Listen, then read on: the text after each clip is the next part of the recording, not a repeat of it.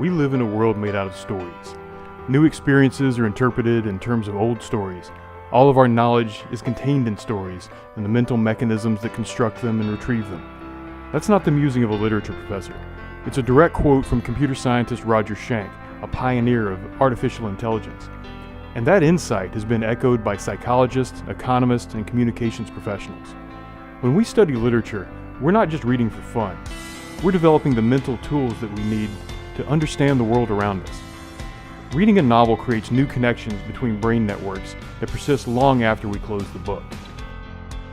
Poetry describes familiar things in unfamiliar ways. It makes us stop and wonder about the things we thought we already knew. And literature builds social intelligence. After reading a difficult novel, people are able to recognize subtle emotions in other people and understand complex social situations better than if they had read nonfiction. With all these strategic mental benefits, it's little wonder this kind of expertise is highly sought after in our information economy. That's why we at the English department here at Texas A&M University, Corpus Christi, have designed the Core Literature program for people of all backgrounds, all majors, and all career paths.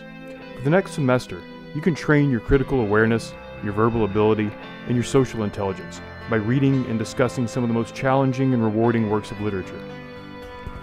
The Core Literature program is really committed to developing skills that will be useful to students as they move through the university and into their prospective careers. Some of the skills you might develop in core literature classes include critical and analytical thinking skills.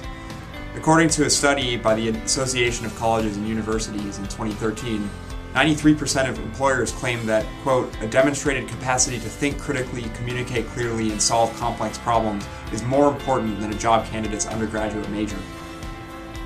Reading literature is relevant to any field because when you learn to read literature well, what you're really learning how to do is think critically about stories that are being told to you. So whether it's a medical case study or a business pitch or a psychological study, you're really being told a story about the world. And if you can learn to think critically about who's telling you that story, how they're telling you that story, and why they're telling you that story in a particular way, you gain a new kind of power to think more critically about the motivations behind the story and to start to evaluate whether or not you accept the stories about the world that you're being told.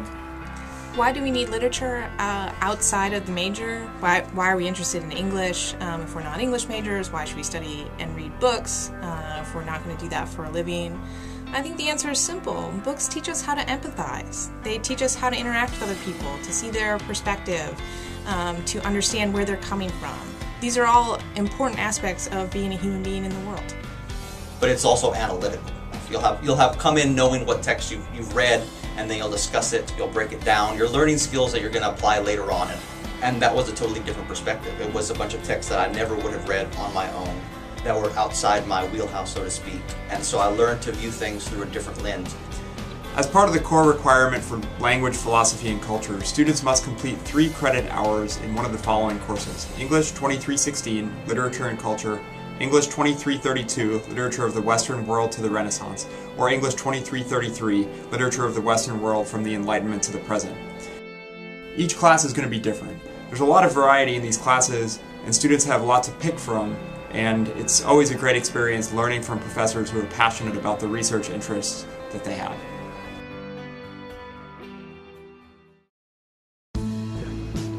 Hi, I'm Dale Pattison. I'll be teaching English 2316 Literature and Culture, and the class title is Movement, Migration, and the Imagination. This semester we're going to be talking about literature that deals with border crossings. I'm interested in the kinds of stories that people bring with them as they move across borders, the kinds of histories they're bringing with them, and the experiences. And I'm interested in the connections between the US and Latin America, and how literature gives us ways to deal with the issues that come with these border crossings.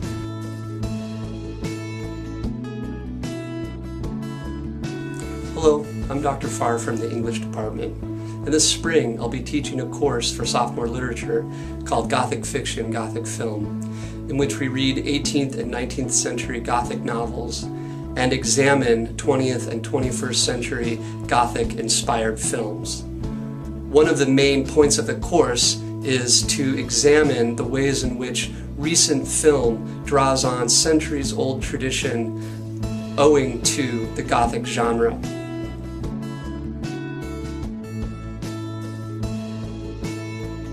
My name is Kelly Bizzaio, and I teach Literature and Culture, which is English 2316.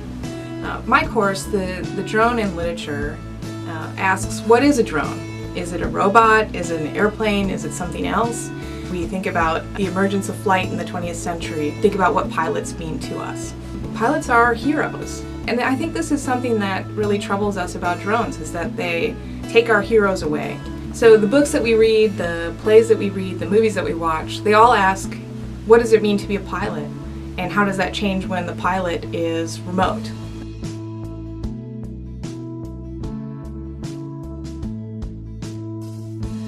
Hello, I'm Eric Luttrell. Next semester I'll be teaching an online edition of English 2332, Western World Literature from the Bronze Age to the Renaissance. We'll be starting early, with literature written more than 3,000 years ago on clay tablets like this one. We'll study myths, epics, poetry, drama. We'll read the Epic of Gilgamesh, Homer's Iliad and Odyssey, the Aeneid of Virgil, the Old English poem Beowulf, the medieval Spanish epic El Cid, Chaucer's Canterbury Tales, and Shakespeare's Othello. More than 3,000 years of literary history, all in 15 weeks.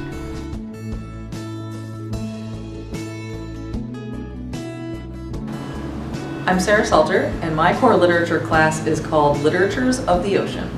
We will read a range of texts, some fiction, some poetry. Two major novels that we read in this course are Edgar Allan Poe's narrative of Arthur Gordon Pym and a recent revision of that novel called Pym. We will talk together about how being on a ship enables different kinds of social exchange and different possibilities for identity and community than people experience on land.